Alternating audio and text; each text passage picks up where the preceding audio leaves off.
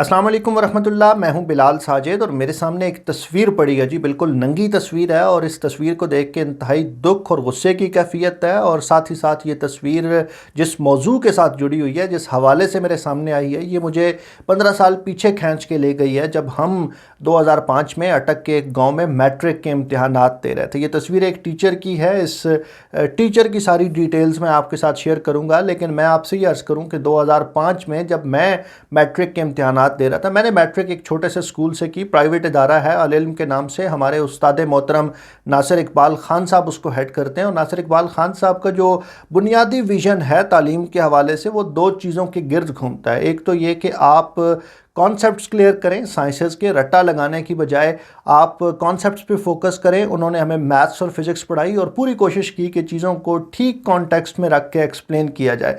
अब उसमें से हमने कितना सीखा ये तो बाद की बहस है, लेकिन नासिर साहब ने इसमें कोई कसर नहीं छोड़ी।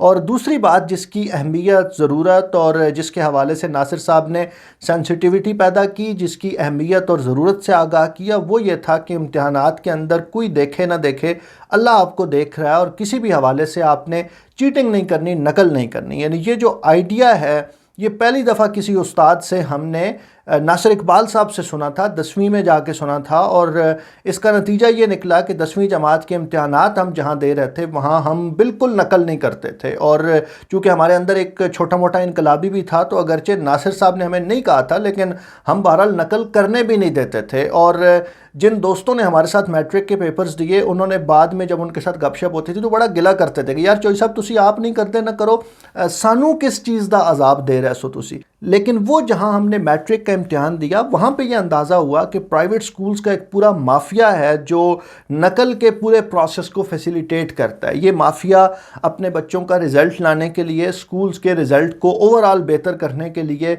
पूरी प्लानिंग करता है कि इस इम्तिहानी सेंटर में कौन आएगा जो बच्चों के इम्तिहान लेगा, कौन उनका हेड होगा, स्टाफ में कौन कौन लोग होंगे, उन लोगों को कैसे राम किया जा सकता है, उनकी रिहाइश कहाँ होगी, उनको खाने कहाँ खिलाए जाएंगे, उनको ऑफ़र्स क्या की जाएगी, और अगर उनमें से कोई ज़्यादा सख्त हड्डी हो तो उसके लिए कमज़ोरियाँ क्या क्या होंगी, कौन कौन सी सेंसिटिव पार्ट्स हैं जहाँ पे हम चोट कर सकते हैं। तो एक पूरा माफिया है जो ऑपरेट करता है। अच्छा, इससे ज़्यादा अब रिसेंटली जो फिनोमिना हुआ है पिछले 10-12 सालों में, वो ये है कि असातिज़ा का एक पूरा गैंग है। अब मुझे नहीं पता कि जो लोग इस कभी फेल में मुलव्वस हैं उनके लिए लफ्ज़ उस्ताद इस्तेमाल करना चाहिए या नहीं, लेकिन बहरहाल सरकारी टीचरों का एक पूरा गैंग है, सरकारी इदारों में काम करने वाले असातिज़ा का एक पूरा माफिया है जो बाकायदा पैसे लेके डील करके लोगों को मैट्रिक कराता है, FA FSC कराता है, और हर पेपर का रेट तय होता है जी, ओवरऑल परसेंटेज पे रेट तय होता है, मैट्रिक क्लियर कराने का रेट तय होता है। और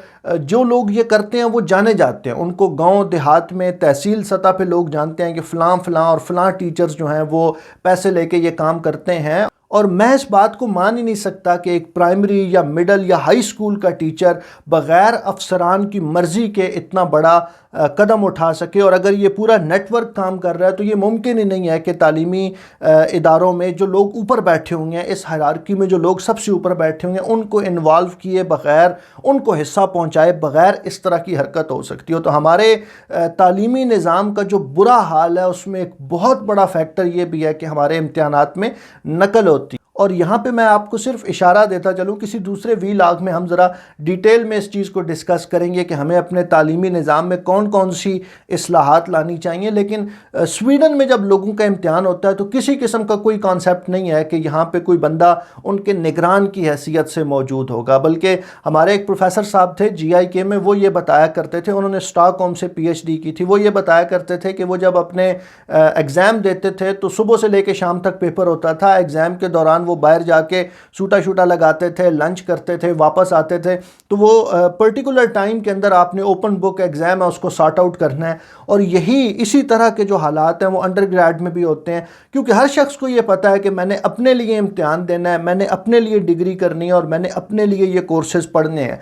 हमारे तालीमी निज़ाम के मजमूई ज़वाल में एक बहुत बड़ा किरदार इस नकल माफिया ने भी किया है। جو تصویر میرے سامنے پڑی ہے جس کا ذکر میں نے ویڈیو کے شروع میں کیا، وہ ایک ٹیچر کی تصویر ہے، اور یہ ٹیچر ہماری تحصیل جنڈ سے ہیں، میرے گاؤں سے ہیں، میں ذاتی حیثیت میں ان کو جانتا ہوں۔ ان کے بہت سے اسٹوڈنٹ ہیں جو میرے ذاتی دوست ہیں، اور میں نے ان سے پوچھا، میں نے ان سے کنفرم کیا کہ یہ کیا ہو گیا ہے، ہمارے ہیڈ ماسٹر صاحب کے ساتھ یہ کیا ہو گیا ہے۔ طاہر فاروق صاحب کی یہ تصویر ہے جی، اور یہ اپنے تحصیل ہیڈ کوارٹر میں پریس کلب کے اندر احتجاج کر رہے ہیں، اور احتجاج ان کا اس بنیاد پہ ہے کہ 2014 میں ایک امتحانی مرکز میں یہ ہیڈ نگران کے طور پہ تعینات تھے، اور وہاں پہ انہوں نے نقل مافیا کو ریزسٹ کیا۔ انہوں نے اس امتحانی مرکز کے اندر نقل کرنے کی اجازت نہیں دی، جس کے نتیجے میں نقل مافیا نے، پرائیویٹ سکولز کے اس مافیا نے سرکاری اداروں میں جو کام کرنے والے افسران ہیں ان کے ساتھ مل کے، جو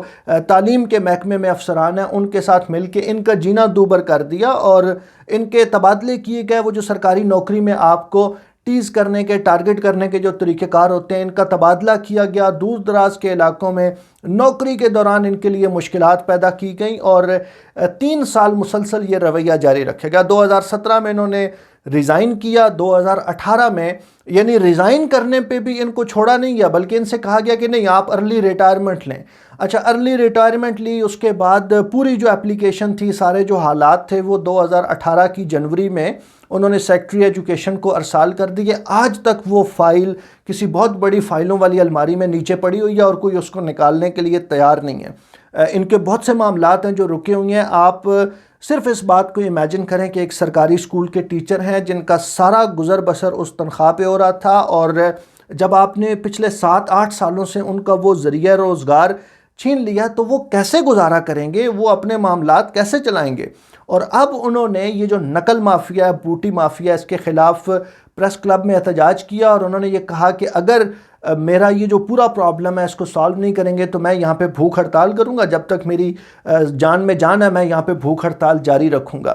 اچھا، یہ جو تصویر ہے، یہ جو احتجاج ہے، سچی بات یہ ہے کہ یہ ہمارے معاشرے کے منہ پہ تمانچہ ہے۔ یعنی مجھے ایسا لگتا ہے جیسے کسی نے تھپڑ دے مارا ہے ہماری پوری تحصیل کے تمام پڑھے لکھے لوگوں کے منہ پہ کہ یہ ہمارے استاد کی عزت یہ ہے۔ مجھے اشفاق احمد صاحب یاد آتے ہیں۔ اشفاق احمد صاحب کہتے ہیں کہ میں یونان میں تھا اور وہاں پہ میرا ٹریفک چالان ہو گیا، اور جب میں عدالت میں پیش ہوا تو میں نے کہا جی کہ میں تو استاد ہوں اور میں تھوڑا لیٹ ہو رہا تھا، اس لیے مجھ سے غلطی ہو گئی، تو آپ مجھے معاف کریں۔ تو وہ فوراً جو جج صاحب تھے وہ اپنی جگہ سے اٹھ کھڑے، انہوں نے کہا جی نہیں، آپ استاد ہیں، اور استاد تو قوم کے معمار ہوتے ہیں، اور ہم اپنے جو قوم کی تعمیر کرنے والے لوگ ہیں ان کے ساتھ ہم کیا سلوک اختیار کرتے ہیں، یہ آپ ان تصویروں میں دیکھ سکتے ہیں۔ میری حمایت، میری سپورٹ، میرے الفاظ، میری گفتگو، میری تحریر، تقریر، یہ ساری چیزیں اپنے استاد محترم طاہر فاروق صاحب کے ساتھ ہیں۔ میں آپ تمام لوگوں سے بھی یہ گزارش کروں گا کہ آپ ان کے لیے آواز اٹھائیں، اور